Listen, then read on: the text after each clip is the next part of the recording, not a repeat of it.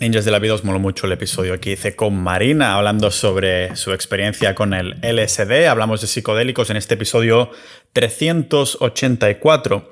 Y aún así muchos no lo recuerdan, tal vez solo los oyentes que llevan más tiempo siguiéndome, pero fue en el episodio 121 que hablé de la droga de Dios. Hablé de los psicodélicos desde una perspectiva de principiante y yo, sin haberlos probado aún, pues entraba mucho en este mundo y creo que fue la raíz, la semilla que hizo que pues empezara a indagar y que me planteara al cabo de un tiempo pues empezar a tener este tipo de experiencias, hasta que me terminé encontrando unos meses más tarde en información que vais a flipar. Es información que vais a flipar porque relacionan los psicodélicos con una de las cosas que ha estado presente en la mayoría de nuestras vidas, especialmente si creces en España, pues te vas a la comunión, la catequesis, todas estas cosas, y es la influencia de los psicodélicos en la religión. He preparado un episodio que va a ser un poquito denso, pero os voy a pedir que estéis conmigo hasta el final porque os va a explotar la mente, igual que lo hacen los psicodélicos al fin y al cabo. Así que os recomendaría, sí, escuchar el episodio con Marina, el 384, y también el que hice yo, el 121, que también era de una hora casi, explicando de pe a pa la introducción a los psicodélicos y los misterios de estos. Así que hoy indagamos en el mundo de los psicodélicos desde una perspectiva histórica y historiadores y personas y nombres que os van a sonar que vais a flipar. Empezando con la Biblia, al fin y al cabo. De hecho, creo que esto termina, entre comillas, en la Biblia y después se ramifica hasta el punto que pensamos que psicodélicos y religión son dos cosas totalmente distintas, pero parece ser que no lo es. Es en el Antiguo Testamento el bueno de Moisés, que se encuentra con un arbusto ardiente. Es en ese lugar donde es nombrado por Dios para guiar a los israelitas a la tierra prometida. Si no sois religiosos pensaréis que esto nunca sucedió, al fin y al cabo. ¿Cómo va a ser real que a un señor con barba se le aparezca un ser divino que le dice que tenía que hacer una locura? Pero es que resulta que este arbusto ardiente es un zarza, una planta rica en DMT, dimetiltriptamina, ¿vale? Que es la molécula psicodélica más potente que te pega un viaje de fuera de este mundo si inhales sus humos, y recordemos que el zarza estaba ardiendo. El DMT produce unas sensaciones y visiones que son increíblemente parecidas a las llamadas experiencias cercanas a la muerte. La llamada molécula de Dios también es producida de forma natural por la glándula pineal. Cuando estás a punto de palmarla, pensad que es la producción natural de DMT, de esta molécula, que no solo te haría flipar en colores y ver seres mágicos cuando estás a punto de morir, sino que es lo que mantiene en vida a nuestras células en un último intento de aumentar su protección. Moisés no se estaba muriendo, pero sí que estaba inhalando los humos de DMT. Pues claro que había un ser divino que le hablaba, igual que cualquier persona que esté tomando psicodélicos. Vamos a ver por qué los milagros de la Biblia son casualmente tan parecidos a los que ya sucedían en Eleusis, Grecia, en el siglo V a.C., de donde sale unos ritos sagrados y unos secretos que alterarían la conciencia de los que se iniciaban en estos ritos para cambiarles la vida para siempre. Esto decían estos testimonios. Unos ritos que eran más perseguidos que nuestro deseo actual de poder definir qué es la conciencia. No lo sabemos, los científicos no se ponen de acuerdo. ¿Es la conciencia sinónimo de cerebro? Parece que no, o es un órgano más que si se rompe se va toda la mierda, o es más la mente como un televisor o una radio, en la que si la rompes, la señal sigue transmitiéndose a pesar de no tener un aparato donde verlo. Es decir, la frecuencia seguiría por ahí, pero no, cuando tú estás muerto no tienes ese aparato, ese televisor para sintonizar esa frecuencia, ¿no? Al fin y al cabo. Es decir, en otras palabras, para que me entendáis en este ejemplo que estábamos poniendo sobre el caso bastante alucinante, nunca mejor dicho, de Moisés. ¿Estaba Moisés alucinando o los humos ricos en DMT le permitieron expandir su conciencia para acceder a otra frecuencia, a otra realidad que antes no tenía acceso, que es lo que se dice que hacen los psicodélicos? La conexión a esta otra sintonía de la realidad es una teoría física muy plausible que de hecho toqué con el profesor David Joe en el episodio también muy atrás, 168, que hablamos de teoría cuántica, de universos paralelos y otras realidades más allá de lo que podemos ver, que además son universos paralelos que están existiendo en el mismo tiempo. Y lo que dirían estos testimonios que bebieron la poción mágica de Eleusis es que sabían algo que nosotros no sabíamos porque tenían acceso a estos ritos de manera continuada y se trataban no como una droga igual que la cocaína o el tabaco o el alcohol o algo por el estilo, sino que se trataban estos ritos como algo totalmente sagrado, que te daba un poder, te daba un acceso, la llave a tu conciencia a la que antes no podías acceder. Con el paso del tiempo parece que hay esta no sé decir la palabra, que demonizamos ahora. Demonizamos estas sustancias. Yo lo digo desde una perspectiva de creador de contenido, de querer divulgar y hacer llegar esta información al máximo de personas, pero sin duda es algo que quiero probar en un futuro. Y no porque lo digan algunos amigos, he probado esto y me ha pasado esto, sino porque va mucho más allá de la historia. Los mitos de Eleusis. Se pueden encontrar estos mitos eleusinos desde antes del siglo V.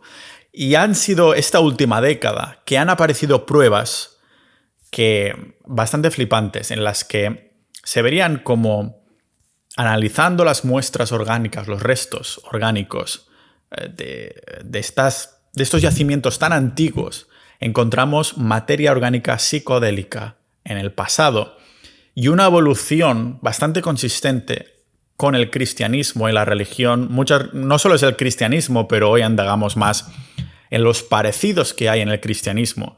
Y para mí, yo ya lo dije en ese episodio de hace tiempo, ya lo dije en el episodio en el que hablaba el 121 de los psicodélicos, que yo no fui religioso hasta que me encontré con esta información que hoy he querido expandir un poco más, en el que dije, la Biblia pues es una historia contada así tal cual, a lo mejor transmitiendo enseñanzas, pero si lo pones desde una perspectiva psicodélica, pues claro que me creo que este señor con barba se encontró un ser divino. La pregunta que no sé responder, y muchos de vosotros seguramente tampoco, es: ¿los seres que aparecen cuando estás en estado psicodélico son reales o son productos de una imaginación y ya está? Porque si estos universos paralelos existen, quizás es la llave a esta otra sintonía. Sé que es muy fácil negarlo, porque al fin y al cabo estamos muy anclados en la manera en cómo vivimos en nuestra sociedad y por eso se le llama la carrera de la rata, ¿no? Porque estamos haciendo más o menos lo mismo cada día y parece imposible pensar que hay otros universos paralelos o que incluso hay más vida más allá de nuestra ciudad, ¿no? Que vivimos en un código de realidad aumentada, que si te vas muy rápido a la esquina, a lo mejor el píxel aún no se ha cargado, ¿sabes? Del juego este al que estás jugando, que a lo mejor todas las personas que hay a tu alrededor son NPCs. Hoy vamos a ver un pasito más allá para petar esta conciencia y lo vamos a ver aquí en este podcast multipotencial de Pau Ninja.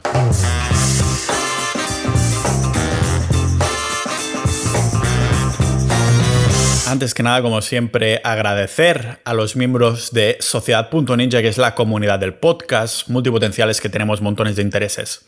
A los temas que saco en el podcast, pues hay personas que dicen, hostia, me gustaría estar en una comunidad de Bitcoin, a otra de otras criptos, a otra comunidad que se centrara en negocios, otra que se centrara en conspiraciones o algo así. Pues vendría a ser Sociedad.ninja, es un todo en uno, es como un mastermind de todos los temas que hago en el podcast y tenemos canales separados, chats exclusivos solo para miembros, así como episodios solo para vosotros, también boletines y un montón de cosas más. Y es una manera directa de apoyar estas horas de investigación. Por menos de lo que cuesta una cena o una comida al mes o un brunch al mes, yendo a Sociedad.ninja es una manera de darme soporte directo, porque estas horas han sido muchas, para preparar este episodio de hoy han sido mucha investigación y lógicamente en las notas del episodio van a ser vuestro acompañante si queréis ver. Si no me estáis mirando en vídeo, si solo me estáis escuchando, podría ser interesante tener las notas del episodio abierto para ver imágenes y este tipo de cosas. Si me estáis también mirando mi calva reluciente después de levantarme de la siesta, si tengo las ideas más frescas, vamos a poner las imágenes aquí. Así que muchas gracias, Juan, el editor de vídeo que lo está petando. Dentro de Sociedad Ninja, mirad que también tenemos un apartado de psicología, filosofía e historia. Y hay nuestro querido amigo Epicteto, o sea, no el filósofo que se haya reencarnado en un bot de Discord en los chats, sino nuestro usuario que es muy fan de estos, ¿no? No solo de Epictetus, sino también de todos los filósofos y estas personas y el estoicismo y todo lo demás. Y son precisamente estas mentes, Platón, Marco Aurelio, Cicerón, todos visitaban Eleusis, este sitio en Grecia, Eleusis, para beber una poción mágica. Y citando las propias palabras de Platón, que usó además en su obra Fedro, decía tener una bendita vista y visión. Eleusis fue el sitio donde las mentes más brillantes de Atenas y Roma iban supuestamente a conocer una diosa para tener unas experiencias de vida, o más bien de muerte, nunca antes vividas, ¿no? Les cambiaba la perspectiva de la vida para siempre. A lo mejor por esto estas personas tan célebres se terminaron siendo recordadas el resto de la historia por sus ideas y fuera de la caja, ¿no? Que se llama en inglés. Eleusis estaba ahí muchísimo antes que Jerusalén, estaba ahí antes que Roma y antes que la Meca. Eleusis fue la capital espiritual del mundo antiguo, donde todos estos personajes que actualmente admiramos por su mente aseguran haber tenido encuentros directos con la diosa, esta diosa, y erradicar por completo su miedo a la muerte. Tal vez tendría que tomarme algo así ya pronto para empezar a no tener nada de miedo cuando estoy en los viajes de avión. Eleusis era como el club de la lucha del mundo antiguo, porque la primera regla de Eleusis era no hablar de Eleusis. Todo ocurría ahí en secretismo. Es por esto que hay poco más que testimonios fragmentados, pero a medida que las teorías van cogiendo fuerza de lo que representó realmente Eleusis en sus misterios, va saliendo más y más evidencia de lo que era, lo que no era y lo que terminó siendo a día actual. Digo terminó siendo porque en las últimas décadas grupos de científicos están apuntando a la misma dirección. Lingüistas que están estudiando los escritos originales de la Biblia durante décadas. Arqueólogos especializados en botánica, mirando restos orgánicos de ruinas encontradas. Y micólogos, que son los que estudian las setas, los fungi, y artistas que conocen de buena mano cómo lucen las setas y cómo son representados en los primeros frescos relacionados con la religión. La hipótesis es que de los misterios eleusinos salió el cristianismo. Y no solo esto, no solo que salió el cristianismo, que ya es una verdad que flipas, ¿no? De afirmarlo así. Por esto es una teoría, una hipótesis que cada vez se están encontrando más pruebas, sino que la Biblia relata milagros que, ya os digo, yo al principio diría, bueno, pues es un cuento chino para transmitirte un aprendizaje. Pero resulta que estos milagros ya se habían hecho y descrito en la época de Eleusis bebiendo esta poción mágica que se está viendo que estaba llena de psicodélicos y que estos ritos se expandirían a miles y miles de kilómetros, se fundarían cultos, sectas y religiones.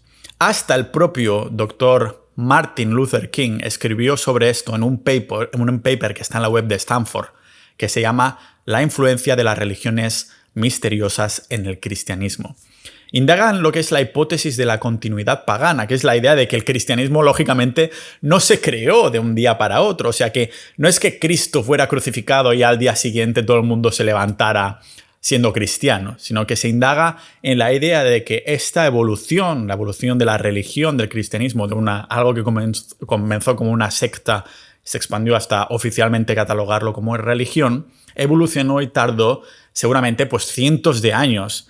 Y que muchas de las ideas y ritos vinieron de Eleusis como punto de partida. Se copiaron literalmente de historias de otros dioses que ya se contaban y veremos cómo se calcan. El lugar donde los psicodélicos tenían un rol central y eran más específicos era precisamente ahí, en estos misterios eleusianos. Y más adelante voy a comentar algunos de los libros que he utilizado como fuentes de inspiración y autores que he escuchado entrevistas, he leído sus libros y demás, que os voy a recomendar y los vamos a citar más adelante, pero yo creo que queréis que vayamos directamente a la chicha de la cuestión, y es que pensad en la versión más temprana de la Iglesia. San Pablo escribe básicamente la mitad del Nuevo Testamento, escribiendo cartas en griego a hablantes griegos en sitios como en Corinto, que es Grecia, o lo que hoy es Turquía, o Filipos, que es una ciudad de Macedonia que ya no existe. Escribe a los colosenses, a los gálatas, a los romanos, a los que... Todos estos lo que tienen en común es que hablan griego, es es la lengua que se está utilizando en esa época. Estamos hablando de hace bastantes siglos antes de Cristo. La lingüística es importante aquí porque es en el griego las palabras que usa San Pablo y los demás para hablar de vino, que es este elemento que vemos tan y tan repetidamente en toda la Biblia. Todos usan el griego para referirse al vino durante más de 1000 años, pero que es 1000 años antes, 1000 años después y 1000 años durante y después de Jesús. O sea, la palabra que se usa en este griego original no es vino como tal, sino que es fármacon, que significa droga, que es lo que usaría cualquier hablante griego. El académico Ruth Skodel concluyó que se usaba el vino como una bebida no única, no era un vino como el que tenemos hoy en día, porque el vino no vendría a Europa, el alcohol no vendría a Europa hasta mucho más tarde, ¿vale? Así que Ruth Skodel concluyó esto, que el vino era en verdad o más bien dicho, la palabra vino que se utiliza es realmente fármacon, que es una bebida con cientos y ciertos componentes. Cada vino era distinto, era no de sabor o de dónde venían las uvas, sino que se hacía una mezcla de distintos componentes dependiendo de lo que querías, lo que no querías, dónde se hacía este vino, dónde no se hacía. Como lo que sí tenían en común es que era como una especie de droga contra el dolor, un elixir medicinal que puede tanto curar como dañar. Esto es lo que significa la palabra fármacon en griego. O simplemente un sacramento para ponerte en contacto con los dioses del vino. Y ahora fliparéis hacia dónde vamos, ¿vale? Porque es un elixir que los lingüistas razonan que la Eucaristía cristiana deriva en verdad de dar un psicodélico, un tipo de vino psicodélico en los rituales de Eleusis. Esta Eucaristía, a medida que pasa el tiempo, se volvería lógicamente un placebo, pero se mantendría el lenguaje del cuerpo de Cristo, que vendría a significar la sangre y el cuerpo del Dios que se está bebiendo o comiendo. Ahora entraremos en eso. Si vamos a las primeras obras encontradas que hacen referencia al culto cristiano, la forma de sustancias psicodélicas están presentes en todo momento, pero se van diluyendo a medida que pasa el tiempo. Debemos empezar por la historia inicial de las personas que nos dice la Biblia, Adán y Eva. El fresco más antiguo que se conoce sobre Adán y Eva, que haría nacer, ¿no?, Adán y Eva a toda la humanidad, al hombre, lo representaban a ambos, en este primer fresco que os voy a adjuntar a las notas, al lado de lo que es la fruta prohibida. Pero ojo, porque esta fruta prohibida está representada como una seta, que algunos micólogos dicen representar la manita muscaria, una seta alucinógena. Incluso la famosa serpiente que sale alrededor de esta seta en este primer fresco de Adán y Eva, esta serpiente astuta de la historia de la Biblia, tiene similitudes con el mundo psicodélico, porque, por ejemplo, en la ayahuasca o cuando se experimenta DMT, es común que los que experimentan con ella se les aparezca una diosa. Esta diosa aparece o bien en cuerpo humano o en cuerpo animal. Y adivinad qué, cuando es en cuerpo animal, este animal que se utiliza de esta diosa que se aparece en estos viajes es de serpiente. Podéis buscar estas imágenes tempranas del cristianismo y veréis que la forma de la seta es como constante en estos periodos. Recordad que la hipótesis de Martin Luther King es de sentido común pensar que el cristianismo derivó de algún lugar y lo hizo durante cientos de años que se fue madurando, dando lugar a traducciones e interpretaciones que cada vez se alejaría más de los ritos originales o de las sustancias originales de misterios eleusinos. Por esto se ve a las obras tempranas que se ven muchísimas más setas, pero va pasando el tiempo y estos objetos se convierten en cosas más tangibles para los que se consumen, los que no consumen psicodélicos, los que no están acostumbrados. Si no dices, ¿qué coño me está haciendo una seta aquí? Por ejemplo, del rollo, una puerta que está detrás de alguien, pero esta puerta tiene forma de seta, o las aureolas de los santos y de Jesús, ¿no?, que deberían de la forma circular de la seta. Y os voy a adjuntar algunas imágenes que hay en iglesias y representaciones de el cura y demás, de cómo visten, que lo vais a flipar. Pero no son solo setas que son ricas en psilocibina, su molécula psicodélica. Ya hemos visto el zarza como uno de los muchos ejemplos de plantas que tienen DMT, el componente psicodélico seguramente más potente que existe. Y los arqueobotánicos han confirmado que los vinos de esa época podían llevar montones de ingredientes psicoactivos. Lo veremos en un rato más al detalle y dónde han buscado y cómo lo han hecho. Pero si somos capaces de crear DMT en el cerebro, como os he dicho al principio, de forma natural, quizás no sea coincidencia uno de los monumentos que yo creo que es de lo más random que hay en el Vaticano, que dices, ¿qué hace este monumento aquí? ¿Qué representa? Y es un monumento... Ya os digo que parece que no pinte nada porque sin comerlo ni beberlo te vas al Vaticano, yo he estado por ahí, y tienen una estatua de una maldita piña, una piña, la piña, que lo que se comen las ardillas, ahí plantadas en el medio. Es tan antigua que no hay nadie que esté vivo para asegurar que representa, pero la especulación de muchos es que representa la glándula pineal, está protegida por pavos reales de esta piña, que representarían la vida eterna. Se cree que la glándula pineal es la entrada al alma y es el lugar precisamente donde los científicos han confirmado que el cerebro produce DMT, la molécula psicodélica, de forma natural cuando estás a punto de morir. De hecho, sucede literalmente cuando estás a punto de morir, cuando las células tienen menos de un 0,5% de oxígeno y el cerebro lo produce. Es interesante porque produce DMT, solo 0,5% de oxígeno en tus células, estás a punto de palmar y suceden dos cosas. Que cuando se produce DMT es el último intento, la carga máxima de intentar proteger tus células. Y a la vez estás flipando, tienes DMT en tu cerebro, vas a ver seres mágicos, lo que se conoce como experiencias cercanas a la muerte, ¿no? Ver todas estas cosas que la gente que estaba a punto de morir dice haber visto. Que es cuando eso, fliparás en colores y empezarías a ver entes que te hablan, y que se viven además como una experiencia real, no como un sueño. Es muy distinto cuando te levantas de un sueño, al parecer, que cuando tienes una experiencia psicodélica que dices, lo que he visto estaba ahí, era real, ¿no?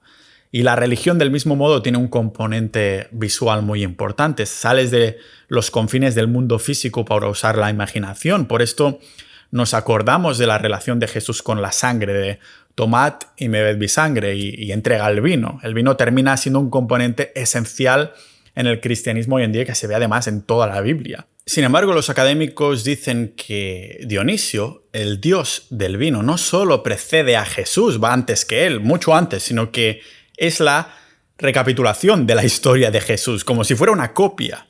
Vamos, que la historia de Jesús es una copia de Dionisio, que ya se contaba desde el siglo V a.C. en los ritos con psicodélicos, con bebidas muy parecidas al vino, pero vino con psicodélicos que se hacían en Eleusis, en estos misterios que hay eleusinos. En la historia de Dionisio, su sangre está asociada al vino también, no como una bebida alcohólica, sino como una bebida en la que se come, se consume al propio Dios. Los clasicistas como Walter Burkert describieron que la bebida sacramentada del vino es lo que hace salir a la luz la idea del entusiasmo, porque te llenas del espíritu del Dios. Al beberlo a él, a través de su sangre, te identificarías con Dionisio al obtener sus poderes divinos, ¿vale? Las similitudes entre Dionisio y Jesús no son pocas. Recordemos que el mito del dios Dionisio ya estaba ahí 1000 años antes de la historia de Jesús de Nazaret, y aún así Dionisio nace de una mujer virgen, como Jesús. Jesús es crucificado por los romanos y dice ser el cordero que quita los pecados de este mundo. Y fijaros que antiguamente había el rito de matar un animal donde se le echaba todos los pecados que el pueblo había cometido. Pues bien, Dionisio es asesinado en manos de los titanes, pero antes de morir coge una forma de toro, que es precisamente el animal más sacrificado en la antigua Grecia. Dionisio también resucita y va al cielo para liderar el mundo mortal con su padre, Zeus. Jesús hace lo mismo, ¿vale? Como si fuera un fénix, además, de las cenizas del bueno de Dionisio sale una versión mejorada de los humanos, lo mismo que representa y que sucede después de la muerte de Cristo.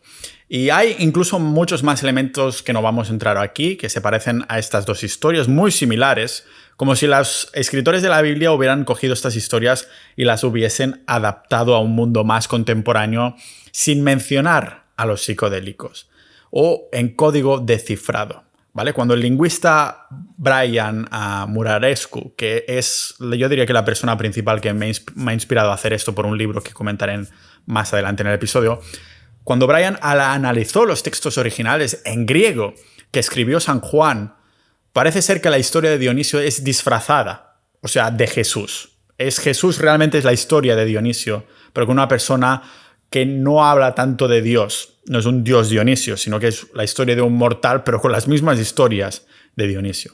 Como en las bodas de Caná, por ejemplo, que es solo en los escritos de San Juan que ocurre esta famosa transformación de agua a vino, que casualmente es el milagro que lleva practicando el dios Dionisio desde muchos años atrás. Pero esto no termina aquí. No dejamos el griego, ni el vino, ni los milagros, porque una de las primeras iglesias del mundo está casualmente a solo...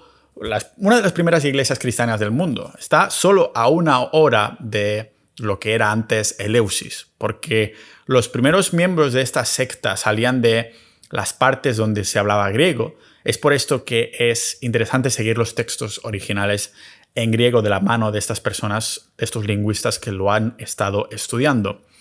En uno de los escritos que San Pablo manda a esta iglesia en particular, está enfadado porque están en esta iglesia consumiendo la Eucaristía equivocada, y esta es la razón por la que están, según San Pablo, mentalmente y espiritualmente dormidos, como dice él. Lo interesante es que Brian Muramescu nos cuenta que la palabra en griego que se utiliza para decir dormirse, koimao, no significa dormirse, sino que es morir. O sea, koimao es la palabra exacta en los textos originales que San Juan usa para referirse a la muerte de Lázaro en la Biblia. En la historia esta en la que Lázaro muere y resucita. Sería un milagro bastante mierda por parte de Jesús si Lázaro simplemente estuviera dormido y se levanta de la siesta. San Pablo está diciendo que está preocupado que estén usando un vino que les está haciendo morir. ¿Cómo te podría un vino hacerte morir en un mundo griego donde aún no tenían licor destilado? Recordamos de nuevo que el alcohol no entra en Europa hasta muchos siglos atrás. Es por esto que no hay una palabra para describir el alcohol aún, porque viene del árabe, como alquimia o alcohol, álgebra, todas esas palabras que empiezan con al delante porque es el artículo arábico, ¿vale? Igual que el en español o il en italiano.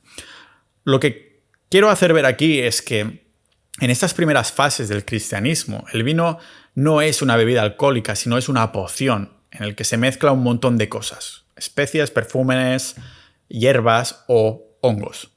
Quizás sea un hongo, algo que está en ese vino que se utiliza en estas primeras Eucaristías de esa iglesia, la que se manda estas cartas cabreado, que los está haciendo morir y lo están usando de una forma recreacional y sin utilizar las recetas originales, y San Pablo intenta desalentarlos.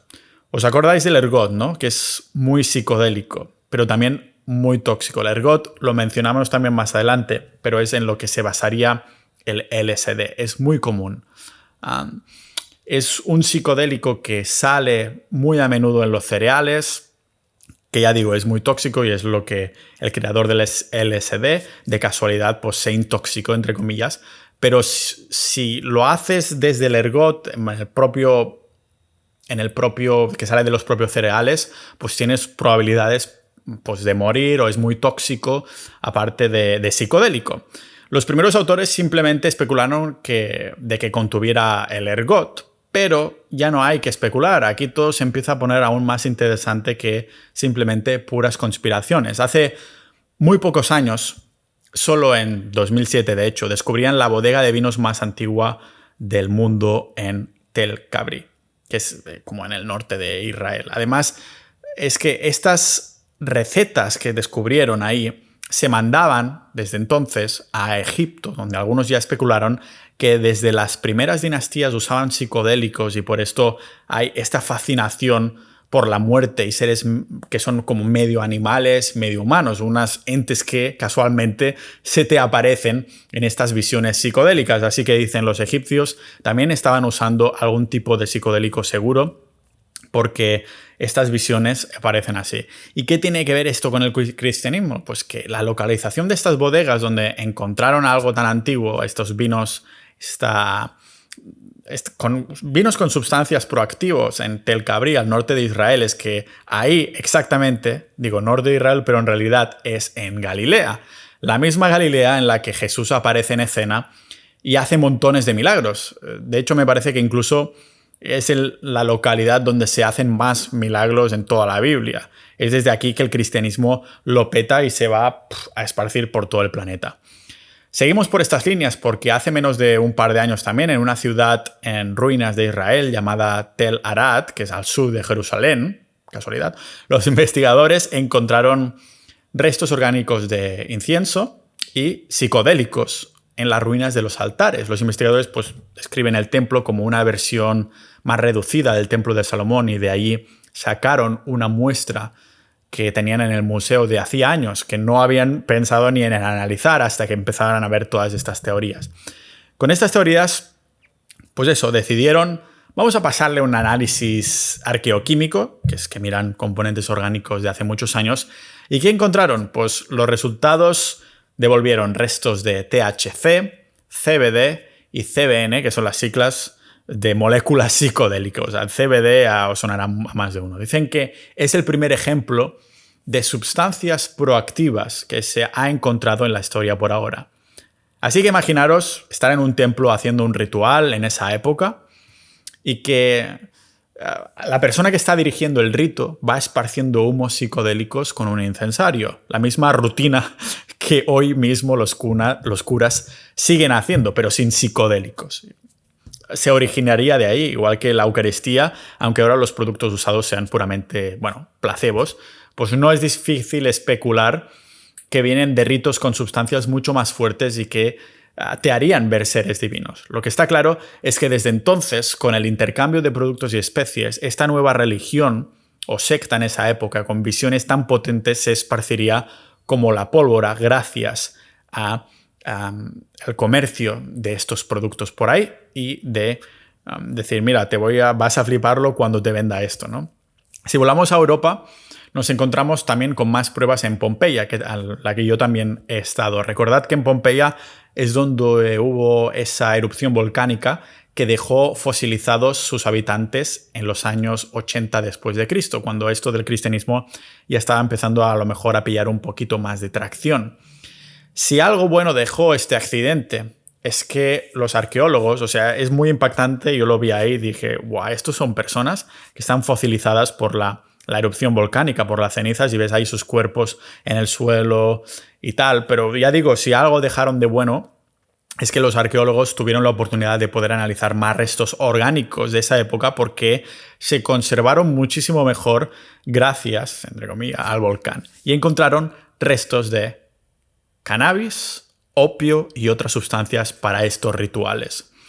El bueno de Brian Moramescu, siguiendo estas pistas, volando hasta Grecia y un montón de localizaciones más para hacer más análisis de restos orgánicos, que es una tecnología al fin y al cabo que es del siglo XXI.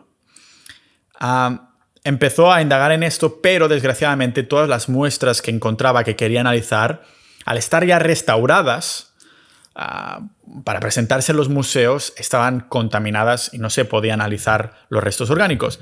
Y el tío ya pensó, hostia, esto se queda aquí. Se termina en una teoría, una hipótesis, hasta que se encontró con algo muy interesante en la antigua Iberia, la España actual. La gente no es consciente de hasta dónde se extendió la cultura griega en esta cultura prerromana, pero iba desde Iberia hasta Afganistán, una extensión de terreno que es alocado, era enorme eso.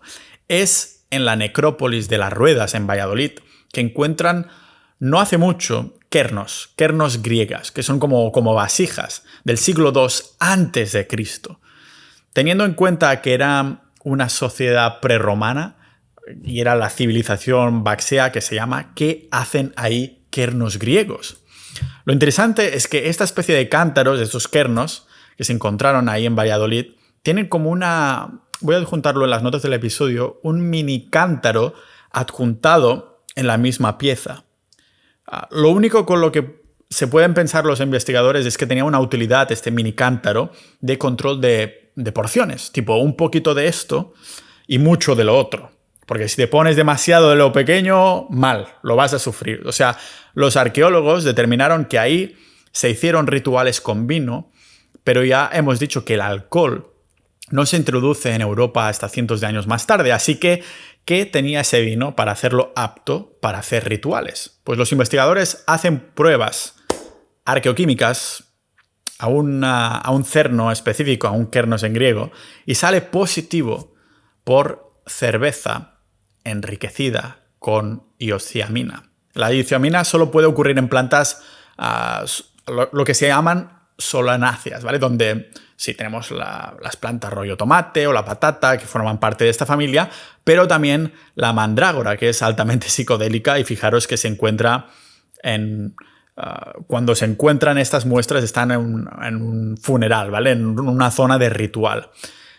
Se concluyó entonces que este mix, este cóctel de lo que encontraron era para facilitar los muertos del viaje hasta el otro mundo, o quizás de que los que estaban atendiendo al funeral, a la ceremonia, pudieran dar el paso a los que fallecieron y a los que estaban despidiendo, como para acompañarlos. Y atención, porque no solo termina aquí en España. Si viajamos hacia mi tierra natal, en Cataluña, encontramos otro yacimiento que nos da pistas de cómo y qué se consumía. Aquí hubo incluso más pistas. Fue en las ruinas encontradas en la antigua Emporion, actualmente en Ampurias, en la comarca del Alt Empordà, en la provincia de Girona, ¿vale? Ahí también encuentran otro de estos kernos, cántaros griegos, con la particularidad de mini recipientes, uno supuestamente para controlar las proporciones. Y de nuevo, ¿qué hacen ahí kernos griegos para rendir culto espiritual con sustancias raras? Pues Emporion, Empurias ahora, Emporion en griego significa lugar de intercambio, una ciudad griega que fue fundada 600 años antes de Cristo por una civilización que venía de lo que hoy pertenece esa parte a Turquía. Si miráis fotos de lo que son las ruinas de Empurias de hoy, se podrían confundir perfectamente con una isla griega. De hecho, sigue presente una estatua del siglo V a.C. de Asclepio, que es el dios griego de la medicina. El Asclepio, el dios de la medicina, ya veis qué tipo de medicina. Porque es en estos yacimientos que se encuentran monedas y arte de Perséfone, que es la diosa del inframundo, la misma diosa que los que se iniciaban en Eleusis y a los misterios eleusinos se encontraban, veían cuando bebían la poción mágica. Iban ahí a Grecia, a Eleusis, cuando existía, a conocer, a hablar con Perséfone, con este ritual, y sin embargo encontramos pruebas de esta veneración en un pueblucho catalán. Bueno, en esta época no era catalán, pero ya me entendéis. ¿Qué hacían ahí? ¿Vale? Y de hecho estoy pensando en Sociedad.ninja de organizar una salida para ir a Empurias a ver los restos de esto, porque la cosa se pone más interesante en la provincia de... por ahí, por Girona, ¿vale? Es en el Mas Castellar de Pontós. Es en la misma comarca, donde descubren más ruinas. Mas Castellar de Pontós es como una pequeña granja en un pueblecito de poco más de 200 habitantes llamado Pontós, que los arqueólogos describen como una granja griega. Y he escrito a la señora, ahora que ya está jubilada, que llevó las excavaciones durante años, la buena de Enriqueta Pons. Le he escrito a ver si hay suerte y devuelve los mensajes y a lo mejor nos concede una entrevista o podemos visitarla o algo por el estilo. El caso es que en el Mas Castellar encuentran montones de instrumentos de rituales como para incienso psicodélico o el comos, que es una especie de cántaro, con arte que estaba representando la veneración del dios Dionisio en un desfile de griegos borrachos. ¿Os fijáis de lo que esto representa? Voy a adjuntar también las notas del episodio, ¿vale? Por si no fueran pocas las cosas que apuntaban a los ritos con psicodélicos, todo se va volviendo aún más raro. Y es que encuentran cerámica con representación de un tío llamado Triptólemo, ¿vale? Triptólemo. El bueno de Triptólemo no es un dios, sino que es una especie de misionero de los misterios, que mola bastante porque está volando encima de un dragón. Pero es que este señor es originario de Eleusis. ¿Qué hace en España? Según la mitología de Triptómeno, es un misionero que sale de Eleusis para enseñar a cultivar cereales, pero es que en esa época la gente ya conoce muy bien la agricultura. La teoría que seguimos diría que estaba ahí no para enseñar a cultivar los cereales, sino para enseñar a cultivar lo que crece en los cereales, el ergot, el cornezuelo del centeno que hemos mencionado antes. Si algo nos dice este misionero es que los misterios eleusinos siguieron su curso hacia el oeste, lo que es medio raro porque celebrar los misterios eleusinos fuera de Eleusis estaba muy penado, muy penado, era un sacrilegio. Se llamaba la profanación de los misterios. De hecho, uno de los discípulos más brillantes de Sócrates fue pillado celebrando los rituales eleusinos en su casa, como quien se mete un triple de LSD, y el pavo se convirtió básicamente en un renegado de esa sociedad hasta el punto que tuvo que huir de Atenas. En cambio, en Iberia, en España, nadie te está vigilando si estás celebrando esto porque te han transmitido estos misterios, estos rituales desde fuera. Pero no es porque quieras hacerlo en casa, te gustaría estar en Eleusis haciéndolo. Seguro que te encantaría estar ahí en Grecia, pero imagina que estás viviendo en España en el siglo V a.C. España ni siquiera existe como tal. No te puedes permitir pasar semanas en un carro y caballo para tener esas experiencias, para llegar a la raíz, a la fuente y estar en estos rituales de la parte original. Es como si quieres tener un viaje de ayahuasca hoy en día. Claro que ojalá pudieras ir al Amazonas, pero muchos optarán por hacerlo en otro setting, que no será igual de espiritual que en el Amazonas, pero será un buen intercambio antes que no hacerlo. Vendría a ser lo mismo. Quizá por esto, la buena de Enriqueta Pons, la arqueóloga que ha llevado esto durante muchos años antes de jubilarse, se encuentra con una gema. Lo que se encuentra es una capilla doméstica que supuestamente serviría para practicar los misterios eleusinos. Aún tenemos más confirmaciones cuando vemos todo lo que los arqueólogos encuentran en mascastellada.os. Montones de artefactos creados y siendo transportados desde Grecia. Pero además es que encuentran 3 perros sacrificados, 3 hembras. Y qué casualidad que solo hay una diosa en Grecia asociada a esto. Es Héctae, ¿vale? La diosa griega de la magia, de la brujería. También encuentran como 10 cántaros griegos que están asociados al uso exclusivo del dios Dionisio para beber su poción mágica, su sangre, acordaros, de transformarse en el dios, ser el dios bebiendo su sangre. La copia de Jesús. La historia de Jesús es copiada de Dionisio con el tema este de la sangre y muchos otros. Así que a mitad de los 90, cuando descubren esto, Enriqueta llama a un arqueobotánico, a Jordi, y analizan los restos orgánicos de un cáliz de los encontrados. No solo encuentran que se había consumido un tipo de cerveza, sino que además encuentran los restos de ergot, el hongo psicodélico. Y cómo no, tengo que agradecer a los autores y expertos que me han iluminado con esto, que vas leyendo y dices, no me lo puedo creer, tengo que hacer un episodio, al menos uno, explicando todo esto y que después podamos debatirlo dentro de Sociedad Ninja en el apartado de psicodélicos o historia. La verdad es que los dos mundos se encuentran. Empezando, como no, por Brian Muraresku, que con su libro The Immortality Key, que ha tardado más de una década en escribir y que recomiendo a todo el mundo. Lógicamente, este libro lo voy a compartir en todos los formatos, en audiolibro y en escrito, dentro de la comunidad, en sociedad.ninja, para que lo podamos debatir aún más. Ha sido gracias a Brian, su libro y sus entrevistas, que he sacado montones de puntos de los que tirar y de indagar, del mismo modo que él lo ha estado haciendo por los libros que encontró y que también le iluminaron. Dijo, ¡oh, no me lo puedo creer!, con el libro de John Marco Allegro sobre esta misma teoría que ya publicó el tío en los años 70 y que después de publicar un libro así, el Vaticano vetó y no se podría comprar este libro.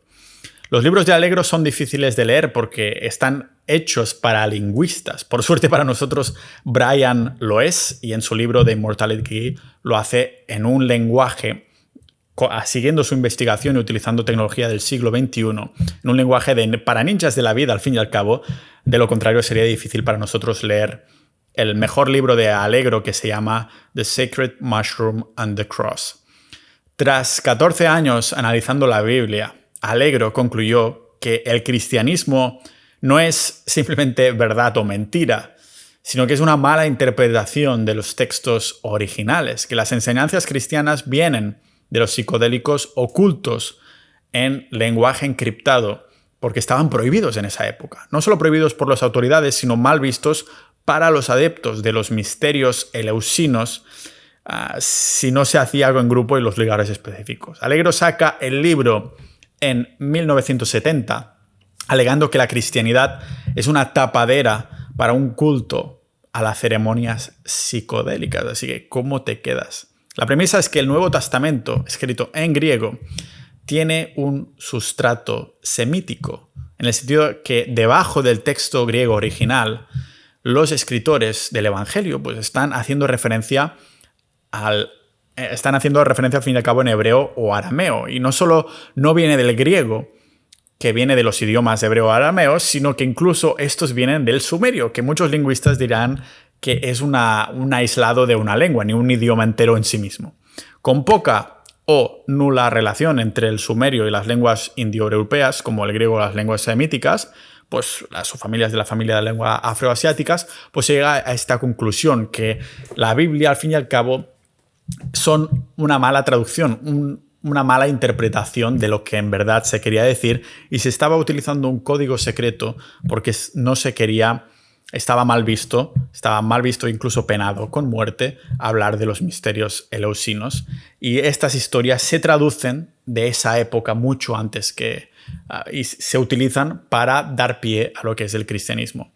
Pero uno de los argumentos que da el lingüista clásico americano Carl Rock es, por ejemplo, el de las definiciones de las plantas que se transferirían a través de distintos idiomas. Por ejemplo, en Corintios 1:22, que dice: predicamos a Cristo crucificado, es un escándalo para los judíos y una locura para los griegos. En griego, escándalon, como una trampa, que pasado a arameo es una seta psicodélica, y esa locura para los griegos, la palabra locura se ha traducido de moira en griego, que es una mandrágora, otra planta psicodélica. También en 1968 Robert Gordon Wasson publica el libro Soma, Divine Mushroom of Immortality, después de consumir psilocibina, el componente psicoactivo de las setas en México. Robert, con esta experiencia, es catapultado al cielo, con lo que describe como la experiencia más real que ha tenido nunca. Y con esto tiene una epifanía. ¿Podría ser que los psicodélicos es lo que hay detrás de los misterios antiguos? Y justo después de esto, tiene esta epifanía. ¿Sabéis con quién se pone en contacto? Con Albert Hofmann, el científico que descubrió por accidente el LSD, el que lo sintetizó. Los dos están en contacto y empiezan a hablar del cornezuelo o el ergot, un hongo que es un parásito, este hongo, que es muy común en la sociedad, que afecta a los cereales y las plantas y que además es psicodélico. De hecho, el ergot es lo que usó Albert Hofmann para crear el LSD por error. Se basaba en ergot, un error, afortunado. Otras personas que consumieron ergot por error no fueron tan afortunadas porque mueren intoxicadas. Puede ser muy tóxico. El caso es que el ergot es responsable de episodios de delirio masivo en la historia europea, porque claro, si eres un campesino, como la mayoría hace unos pocos cientos de miles de años, pues tiene un año extremadamente lluvioso, mojado, y el ergot te crece en los cereales, es inevitable, y tú no lo sabes, solo te lo comes. Claro, los ciudadanos comen pan, poco más que esto, porque casi no hay variedad de comida, y claro, creen que se vuelven locos temporalmente porque empiezan a alucinar y ver cosas que no tendrían que estar ahí. Por esto hay la hipótesis también de que los famosos juicios de brujería de Salem sucedieron por el ergot. No es descabellado pensarlo porque se sabe que justo ese año fue malo y muy lluvioso para la cosecha. Y claro, los maridos habrían consumido ergot sin saberlo y pensaban que estaban bajo hechizos de sus mujeres. Esos autores que hemos visto hoy han creído con convicción que fue la experiencia de los psicodélicos, que ha sido parte de la cultura durante miles de años en, virtualmente todas las culturas, no importa si es en el Amazonas o en África, que han nutrido los impulsos de vivir las experiencias. Desde el arte de las cavernas, extrañamente psicodélico y todo parecido entre ellos, y es increíble porque sea donde sea la cueva donde encuentras arte psicodélico, se parecen, tienen el mismo tipo de formas.